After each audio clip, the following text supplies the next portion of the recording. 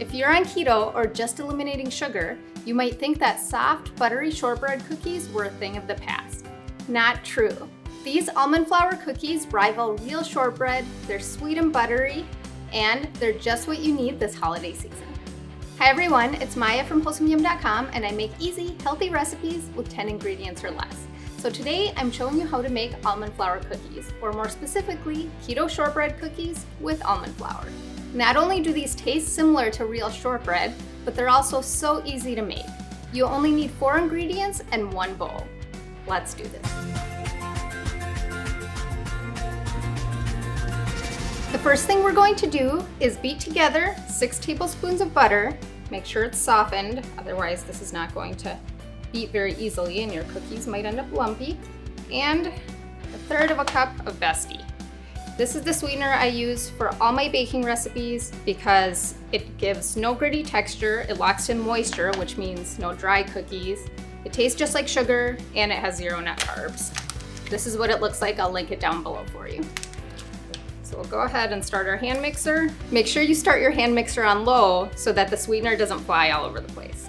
Now that this is light and fluffy, I'll add 1 teaspoon of vanilla extract and beat that in as well. And the last ingredient we have here is 2.5 cups of Wholesome Yum blanched almond flour. Now, you can see this is really fine. Different brands do vary in their consistency, and that's gonna affect the texture of your cookies when they are baked.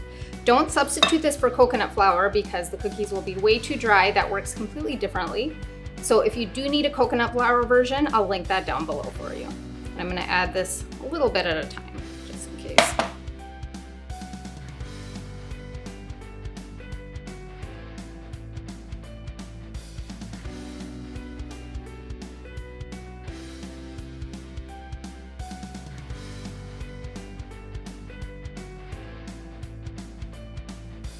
You can see that this looks pretty crumbly when we're done, but if you press it together with your fingers just to test, you can see that it molds together into shape. This is the consistency that we're going for. So now I can form these cookies on a parchment paper lined sheet pan. So I'm going to use a cookie scoop to scoop these onto the baking sheet. One important thing to note here is you want to really press the dough into the scoop, otherwise it's just going to fall apart. So press and then release.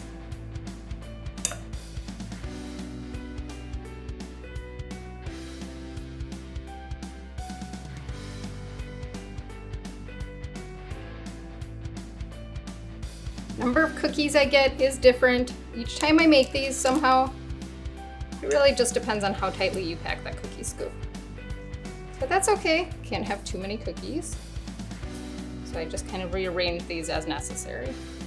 So unlike regular white flour cookies, these are not going to spread on their own. So I do need to flatten them to the thickness that I want them to turn out. So I usually do somewhere between 1/4 and 1/2 inch, about 1/3 inch, but I just kind of eyeball it, about this size. And if you see any pieces on the edges kind of falling off, you can press those back together. And last step before we bake these, I'm gonna poke a few holes in each cookie with a fork. Be gentle here since they're not super sturdy yet while they are raw. I usually like to do just 2 pokes in each cookie. But this does help improve their texture, so I don't recommend skipping this.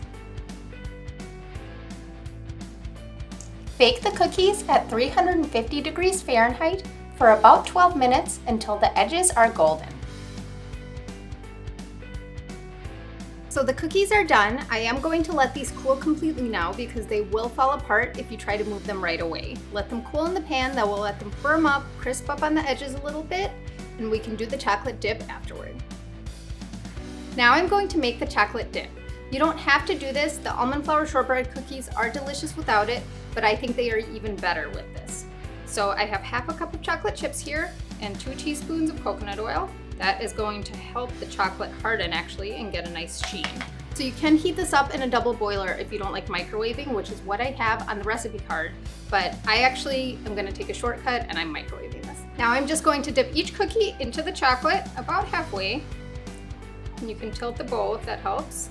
Be careful, the cookies are a little fragile, so make sure that they don't break apart and fall in there.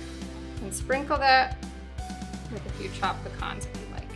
I ended up needing about 3 tablespoons of chopped pecans for the topping. but I like to have a little extra just in case.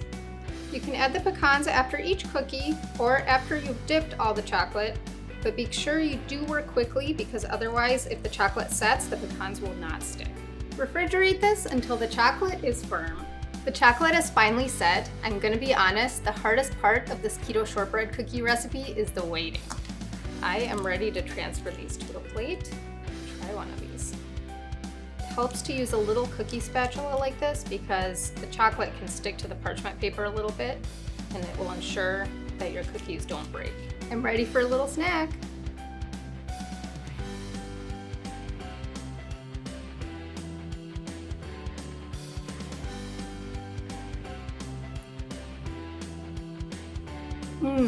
These are sweet, buttery, there's that chocolate in there.